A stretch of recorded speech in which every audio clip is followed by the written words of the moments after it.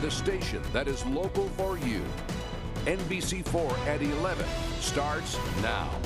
Is it somebody that I knew, that was a victim?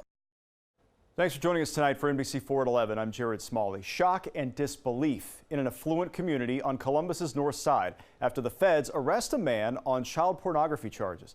Michael Sutheran is accused of sexually victimizing children by producing, advertising, and receiving child pornography. NBC4's Rob Sneed joins us from the federal courthouse with more details from the indictment. Rob? It is their job to serve and protect, but for first responders, there are some calls to duty they pray they will never encounter. 9 lives were lost in Dayton over the weekend after a 24-year-old man opened fire in the popular Oregon district. Firefighters and paramedics responded to the scene within moments, and despite the shock of it all, District Fire Chief Adam Landis says there was never any hesitation by his team to get to work. However, he recognizes more heroes in this story. Just to be clear, that's a job. And Landis says he believes his team's work was excellent. He just wishes they could have done more. And NBC4 has covered this tragedy since the first moments. Head to our website, NBC4i.com/Dayton shooting. From Governor DeWine's policy proposals to interviews with families and friends of the victims and advice from medical professionals on how to cope. A driver sustained traumatic injuries after a branch fell on their vehicle during a storm in Circleville. Police say the driver of that car suffered traumatic injuries and he was flown to a Columbus area hospital for treatment. A witness says she was 3 cars behind the vehicle that was hit by the branch and says she never heard or saw the branch fall. She adds conditions outside were so intense and visibility was low that she did not even see the car under the tree when it first happened. A bird strike forced an American Airlines flight to return to John Glenn Airport this morning just minutes after taking off. Pictures obtained by NBC4 show some of the damage to a wing and to the cowling of one of the engines. A spokeswoman for the airport said the plane struck a flock of geese moments after takeoff. The plane was able to turn around, land safely, and return to the gate. Bird strikes are irrelevant. The plane was bound for Dallas-Fort Worth. All the passengers were rebooked onto other flights, and the FAA says it will open an investigation into the incident. A solemn goodbye as the body of a 20-year-old Ohio soldier who died in combat in Afghanistan returned to his hometown. The body of Army paratrooper Brandon Kreischer was escorted with full honors from Toledo Express Airport to Williams County. Hundreds lined the streets saluting the motorcade. Kreischer leaves behind a wife and unborn child. Tonight, the Union County Sheriff's Office is investigating the death of a man at a farm near Raymond. It happened yesterday at New Day Farms on Powder Lick Road. Deputies say a man fell from a motorized ladder.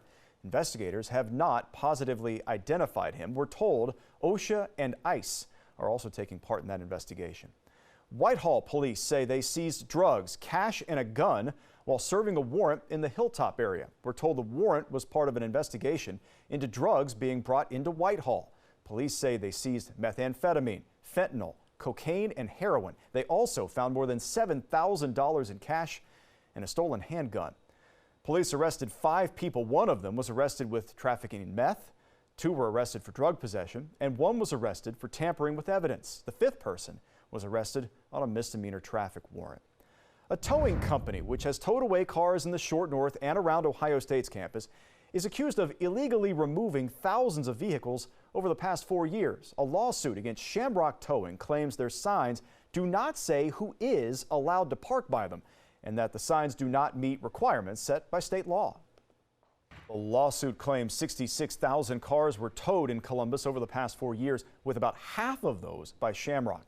Attorneys for Shamrock declined to go on camera today, but did release a statement saying, quote, "Our office has reviewed the allegations. We find no merit to the allegations. The statute relied upon by the plaintiffs does not require the results alleged in the complaint. We will vigorously defend our Shamrock against the unfounded allegations," end quote. Tomorrow, the Scioto Valley Local School District will host a meeting about sample results from Zons Corner Middle School. You may remember the school shut down after enriched uranium was detected in and around the building. The meeting is expected to start about 11 o'clock at the Piketon High School cafeteria. There will be scientists from Northern Arizona University to answer questions from the community. A smelly problem for one neighborhood, a huge trash pile, and it's on fire. What local officials are doing about it ahead. Dave? And temperatures tonight are going to be on the cooler side as we'll drop back into the upper 50s as the farmers markets open up tomorrow morning. We'll see numbers climbing quickly, though. It's going to set us up for a pretty nice weekend. We'll run down that forecast next. And communities on edge after massive immigration raids in Mississippi. Why the Trump administration is drawing criticism for how those raids were handled. That's next.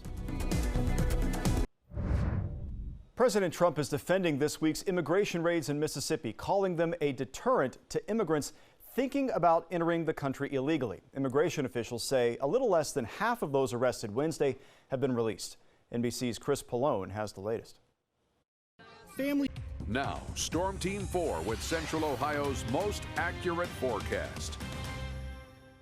Time now for an extended look at your forecast. Storm Team 4 meteorologist Dave Mazza joins us with the most accurate forecast in Central Ohio. Dave, simply beautiful all weekend long. Yeah, beautiful weather heading into tomorrow morning for the wellness walk tomorrow morning. Introduction to sports, since you're doing the anchoring and the sports. Sure.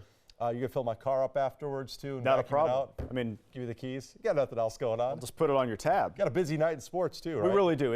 Obviously, you just watched the Steelers here on NBC4, just part of the NFL Fun preseason game, though. getting going. Very fun game. They were making us angry, though, starting us late. But we got a lot more, obviously, not only from the NFL level, but the Buckeyes. More on them as they prepare for the first milestone of training camp tomorrow morning. We'll explain what that is. Plus, a huge baseball weekend continues for both the Ohio teams, both with excellent results tonight. And the Browns announce a significant suspension. All that coming up Friday Night Live.